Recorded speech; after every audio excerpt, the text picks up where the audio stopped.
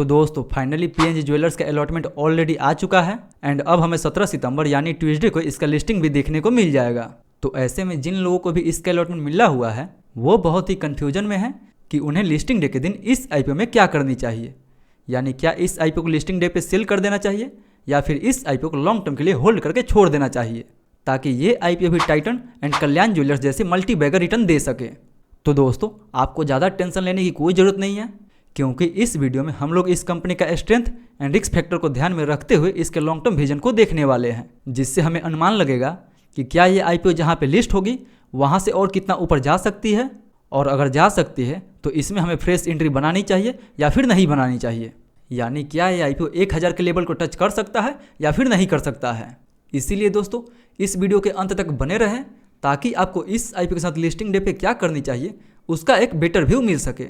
तो फिर चलिए बिना आपका समय गंवाए सीधा वीडियो को स्टार्ट करते हैं और सबसे पहले बात कर लेते हैं इस आईपीओ के लेटेस्ट जीएमपी के बारे में। तो दोस्तों ग्रे मार्केट में अभी इसका डिमांड 65 से 70% के आसपास चल रहा है। यानी अगर 70% के हिसाब से भी देखा जाए तो पर शेयर पे हमें 336 रुपये का प्रॉफिट बता रहा है। 31 शेयर का लॉट है, उस हिसाब से हमें मैक्स टू मैक्स 10,500 रुपये तक प्रॉफिट देखने को मिल सकता है पर लॉट पे।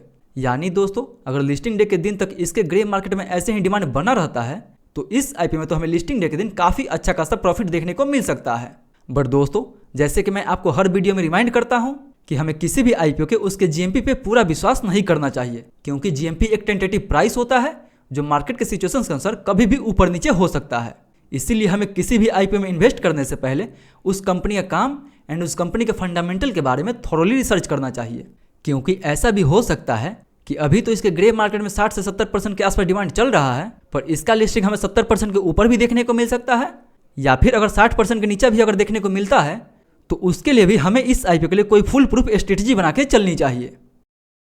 तो फिर चलिए हम लोग बात कर लेते हैं कि हमें इस आईपीओ में लिस्टिंग डे के दिन कैसी स्ट्रेटजी बनानी चाहिए ताकि हमें इस आईपीओ में ज़्यादा से ज़्यादा प्रॉफिट गेन मिल सके।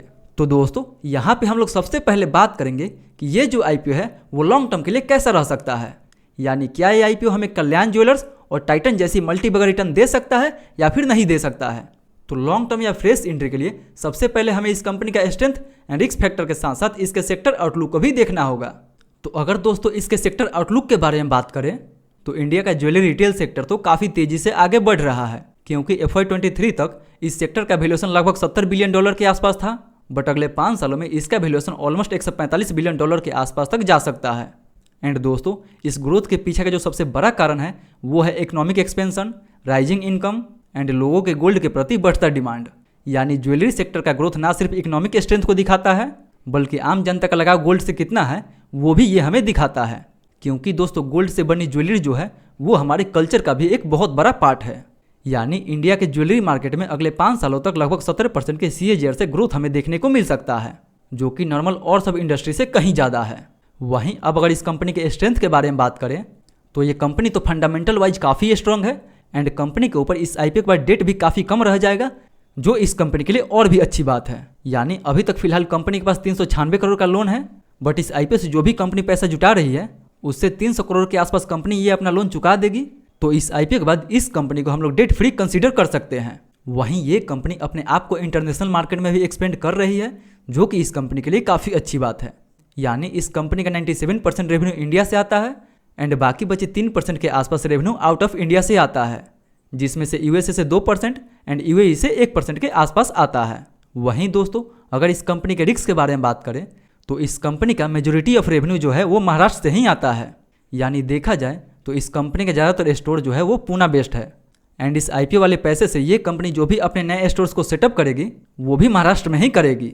यानी अगर कल को महाराष्ट्र में कोई भी पॉलिटिकल या इकोनॉमिकल टर्मोइल देखने को मिलता है तो उसका असर सीधे हमें इस कंपनी के ऊपर देखने को मिल सकता है। वहीं इस कंपनी का महाराष्ट्र में तो काफ़ी अच्छा खासा पकड़ है, बट जैसे ही ये कंपनी अपने आप को महाराष्ट्र से बाहर एक्सपेंड करेगी उस समय इसको बहुत सारा कंपटीशन देखने को मिल सकता है एंड इसके कंपटीशन में बड़े बड़े जायंट जैसे कल्याण ज्वेलर्स, टाइटन और सेंको गोल्ड ऑलरेडी मार्केट में काफ़ी अच्छा खासा पोजीशन बना चुके हैं। सो महाराष्ट्र के बाहर इस कंपनी को इंटेंस कंपटीशन झेलना पड़ सकता है। सो अगर इसके sector outlook, strength and risk factor को ध्यान में रखते हुए हम बात करें कि क्या हमें इस आईपीओ में फ्रेश एंट्री बनानी चाहिए या फिर नहीं बनानी चाहिए, तो दोस्तों अगर हमें इस आईपीओ का लिस्टिंग 7 से 70% के आसपास देखने को मिलता है तब हम इसमें फ्रेश एंट्री बना सकते हैं। बट अगर इसका लिस्टिंग हमें 80% के ऊपर देखने को मिलता है तब हमें इसमें फ्रेश एंट्री बनाने से अवॉइड करना चाहिए, क्योंकि दोस्तों ये जो कंपनी अपना IPO ला रही है वो तो अभी एकदम फेयर वैल्यू पे ला रही है। बट जैसे ही इसका लिस्टिंग हमें 80% के ऊपर देखने को मिलेगा तो इसका वैल्यूएशन इसके इंडस्ट्री के हिसाब से सीधा दुगनी हो जाएगी। यानी अभी PNG ज्वेलर्स का PE रेशियो लगभग 42 के आसपास है, जबकि कल्याण ज्वेलर्स एंड टाइटन का PE रेशियो लगभग 100 के आसपास है। बट हम इस कंपनी को डायरेक्टली कल्याण एंड टाइटन से कंपेयर नहीं कर सकते हैं, क्योंकि इन दोनों कंपनी के सेल्स एंड मार्केट कैप में भी हमें काफ़ी अंतर देखने को मिल जाता है। बट बीते कुछ सालों में ये कंपनी जैसी भी ग्रोथ दिखाई है उस हिसाब से लग रहा है कि ये कंपनी 90 के PE तक जा सकता है। यानी अगर मोटा मोटी बात करें तो अगर ये 800 पे लिस्ट होता है तो ये आगे चल के 1000 तक भी जा सकता है। यानी लिस्टिंग डे के दिन इस IPO का डिमांड देखते हुए आप चाहे तो लॉन्ग टर्म के लिए इस IPO में फ्रेश एंट्री बना सकते हैं।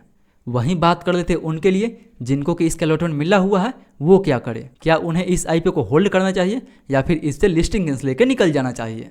तो दोस्तों अगर आप केवल इस IPO में केवल लिस्टिंग गेंस के लिए अप्लाई किए थे कि इस IPO में तो आपको केवल लिस्टिंग गेंस से मतलब है, तो इस IPO में आपको जितना भी लिस्टिंग गेंस मिल रहा है तो आप चाहे तो उतना लिस्टिंग गेंस लेके इस IPO से एग्जिट ले सकते हैं। बट वहीं अगर आपने इस कंपनी का सेक्टर आउटलुक को अच्छे से एनालाइज किया है एंड ये डिसीजन बनाया है कि इस IPO में तो आपको लॉन्ग टर्म के लिए होल्ड करना चाहिए, तो जी हाँ दोस्तों आप इस IPO में बिल्कुल लॉन्ग टर्म के लिए होल्ड करके छोड़ सकते हैं। बट वहीं इस IPO में अगर आप कोई भी रिस्क लेना नहीं चाहते हैं तो इस IPO में आपको जितना भी लिस्टिंग गेंस मिल रहा है उस लिस्टिंग गेंस को आप लॉन्ग टर्म के लिए होल्ड करके छोड़ सकते हैं। यानी जो भी आपका 15,000 के आसपास प्रिंसिपल कैपिटल है उसको आप कुछ शेयर सेल करके निकाल सकते हैं एंड बाकी बचे अपने प्रॉफिट को लॉन्ग टर्म के लिए होल्ड करके छोड़ सकते हैं।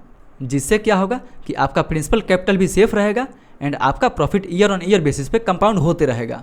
सो जिनको रिस्क नहीं लेना है वो चाहे तो अपने प्रॉफिट को होल्ड करके छोड़ सकते हैं एंड अपने प्रिंसिपल कैपिटल को कुछ शेयर सेल करके निकाल सकते हैं। बट दोस्तों लिस्टिंग डे के दिन कोई भी डिसीजन आपको जल्दीबाजी में नहीं बनाना है। आपके पास 9:45 से 10 बजे तक आराम से 15 मिनट का समय रहेगा।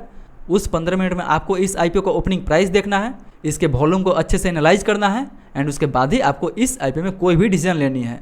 एंड दोस्तों लिस्टिंग के समय अगर आप भी हमारे साथ मिलकर इसके वॉल्यूम को एनालिसिस करना चाहते हैं तो उसके लिए आप हमारे टेलीग्राम ग्रुप से जुड़ सकते हैं, जिसका लिंक आपको नीचे डिस्क्रिप्शन बॉक्स में देखने को मिल जाएगा, जहाँ पे हम लोग हर IPO के लिस्टिंग से पहले उसके वॉल्यूम को अच्छे से एनालाइज करते हैं एंड ये देखने की कोशिश करते हैं कि वहाँ से ये IPO ऊपर जा सकता है या फिर इस IPO में हमें गिरावट देखने को मिल सकता है। सो लिस्टिंग के समय साथ मिलकर एनालिसिस करने के लिए आप हमारे टेलीग्राम ग्रुप से जुड़ सकते हैं, जिसका लिंक आपको डिस्क्रिप्शन बॉक्स में दिया गया है। तो दोस्तों बस ये तो था आज का मेरा पूरा लिस्टिंग डे स्ट्रेटजी इस IPO को लेके। आपका क्या स्ट्रेटजी है और कौन कौन इस IPO को लॉन्ग टर्म के लिए होल्ड करने वाला है एंड कौन कौन इस IPO से लिस्टिंग गेंस लेकर निकलने वाला है वो हमें कमेंट करके ज़रूर बताएं। तो आई होप दोस्तों आज का ये लिस्टिंग डे स्ट्रेटजी आपको काफ़ी पसंद आया होगा। अगर वीडियो पसंद आएगा तो वीडियो को लाइक करें, चैनल को सब्सक्राइब करें एंड जो भी आपका सवाल है वो हमसे कमेंट करके ज़रूर पूछें। फिर मिलते हैं अगले वीडियो में, तब तक के लिए सेफ इन्वेस्टिंग।